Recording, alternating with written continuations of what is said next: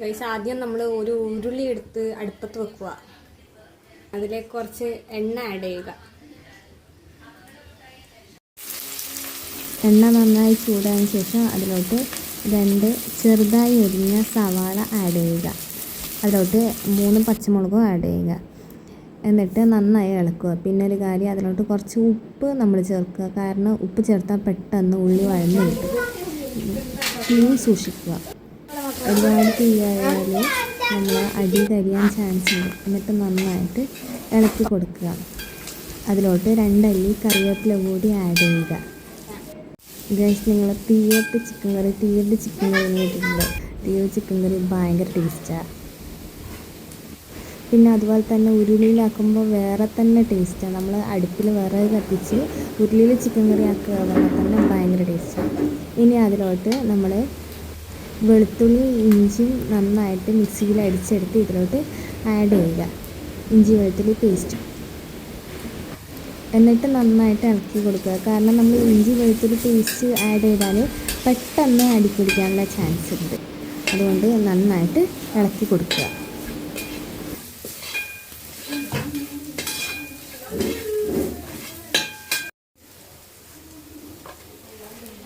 ഇനി അതിലോട്ട് chicken add ചെയ്യുക. നമ്മൾ 1.5 കിലോ ചിക്കനാണ് എടുത്തിട്ടുള്ളത്.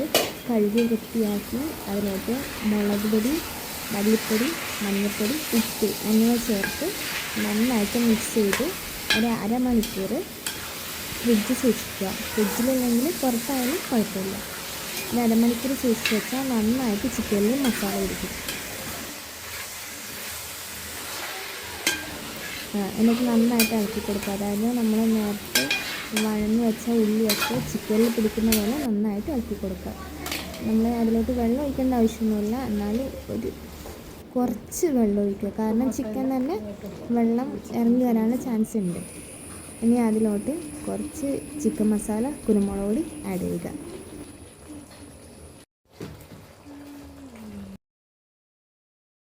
ഇനി നെക്സ്റ്റ് സ്റ്റെപ്പ് എന്താണെന്ന് വെച്ചാൽ കുറച്ച് തേങ്ങ വറുത്തെടുക്കുക. നമ്മളത് ഗ്യാസിലാണ് വറുത്തെടുക്കുന്നത്, അതുകൊണ്ട് പെട്ടെന്നാവും. അതിലോട്ട് വറുത്തെടുക്കുമ്പോൾ കുറച്ച് എണ്ണ കൂടി ആഡ് ചെയ്യുക. അപ്പോൾ പെട്ടെന്ന് നമുക്ക് വഴന്ന് കിട്ടും. അപ്പോഴേക്കും അപ്പുറത്തെ ചിക്കൻ നന്നായി തിളച്ച് വരുന്നുണ്ട്. വായിൽ കൊതി ഊർന്ന് കാണുമ്പോൾ തന്നെ. ഇതാണ് ഗൈസ് എൻ്റെ അമ്മയുടെ ചിക്കൻ കറി. ഇതിൻ്റെ മണം കേട്ടാൽ തന്നെ നമ്മുടെ വയറ് ഊറും. ഇനി അതിലോട്ട് കുറച്ച് പച്ചത്തേങ്ങ ആഡ് ചെയ്യുക. എന്നിട്ട് നന്നായിട്ട് ഇളക്കി കൊടുക്കുക. അതിനിടയിൽ അമ്പാടി ചിക്കൻ കറി ഭയങ്കര ഇഷ്ടമാണ്. ചിക്കൻ കറി റെഡിയായോ എന്ന് പറഞ്ഞിട്ട് വന്നതാണ്. ഇളക്കാനൊക്കെ കൂടുന്നുണ്ട്. ചെറുപ്പത്തിലെ പാചകം പിടിക്കുന്നത് നല്ലതാണ് അല്ലെങ്കിലും.